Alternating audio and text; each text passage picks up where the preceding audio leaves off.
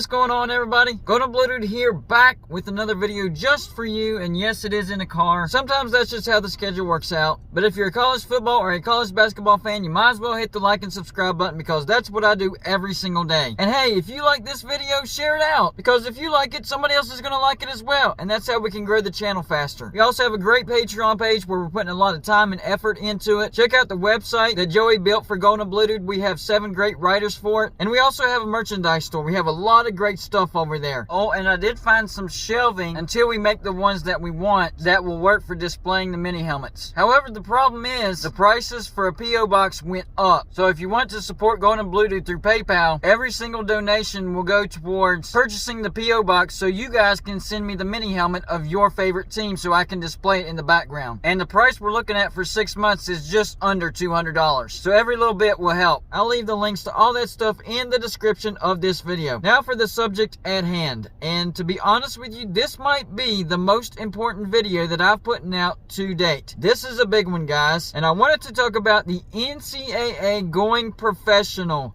It is headed in that direction. Next week, members of Congress are planning a virtual summit, and it's going to be for reform of the NCAA. The big things that have directly affected the NCAA as it relates to college football and pretty much all the other sports: the NIL, that's the big one, the transfer portal, playoff expansion when it comes to college football, and conference realignment. Now, the biggest thing is going to be the amateurism being in doubt for the NCAA now that the NIL is passed. Members of Congress, led by Senator Chris Murphy of Connecticut, are trying to build on the momentum of the NIL. So the guy that's the biggest proponent of this is Chris Murphy. Now what he wants to propose is a bill that will classify athletes as employees of the university, student athletes, in the eyes of the federal government, which would allow the universities themselves to pay the players directly. They would also have the right to form unions, and they would also have the right to collectively bargain. The focus of this bill is the importance of college athletes to be classified as employees,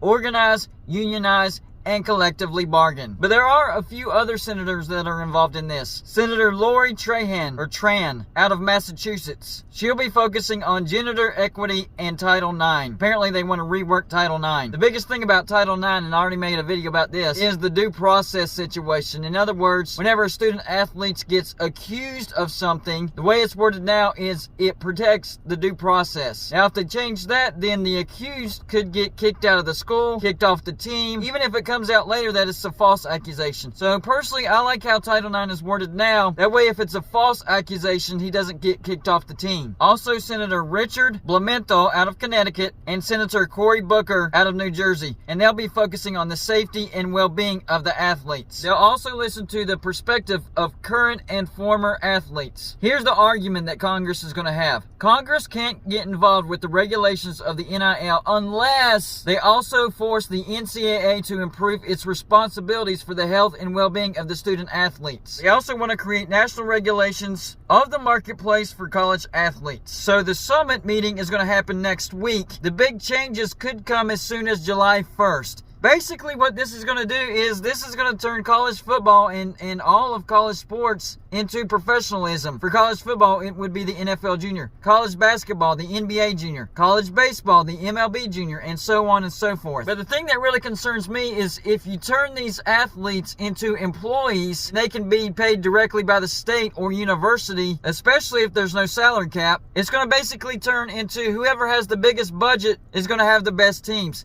Which I know it's sort of like that right now, because whoever has the biggest budget can invest into their facilities, the better coaches, all that stuff. But this is on a whole new different level. So the gap between the haves and the have-nots is going to grow exponentially. This is not good for college football at all. I'm okay with players getting paid for their name, image, and likeness, because let's face it, the universities and the NCAA and the conferences make a ton of money off the backs of these athletes. A crap ton of money. So it should be be their right that they should be able to make money off their own name, image, and likeness as well. But classifying them as actual employees of the state or the university, that's not a good idea at all. What's going to happen is you're going to have all these universities that have the biggest budgets. They're going to be on a whole new level. They'll probably go off and create their own league, leave everybody else out of it, have their own national championship. Then you'll have the next level that'll do the same thing, and college football would look completely different from what we know it right now. This is a bad idea. This is headed down a slippery slope, and the future of college football is at stake with these proposed bills and with this virtual summit meeting coming up. Now, I know for like the Alabama fans, the Tennessee fans, Florida fans, the Georgia fans, Oklahoma fans, Texas fans, Ohio State fans, Michigan fans, Penn State fans, and all the other universities that have massive budgets, this is not a big deal at all. But for like the mid-tier, like my team, West Virginia, maybe a Georgia Tech, maybe a Louisville, maybe a Michigan State, maybe an Illinois, maybe a Washington State, maybe Oregon State, teams like that, this could be a nail in the coffin. Not only would this change the future of college football,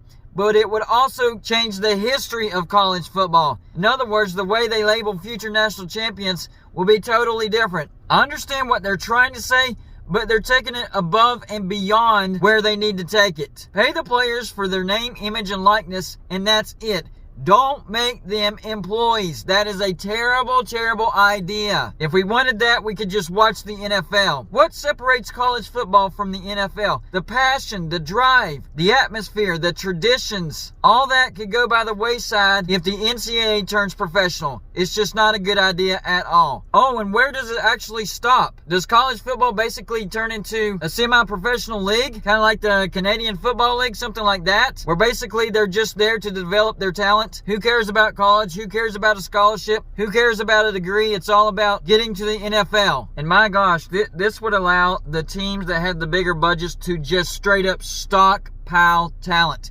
And I know that kind of goes on right now, but it would go way, way beyond what we're seeing now if this happens. I mean, what about the mascots? Do we start labeling them as employees as well? Do they start getting paid? I am for better healthcare and safety of the student athletes. That does need to improve. I'm all for that. But making them state or university employees, that's not necessary if you want to improve the healthcare and safety of the student athletes. Just improve it. So it looks like this is an either-or situation.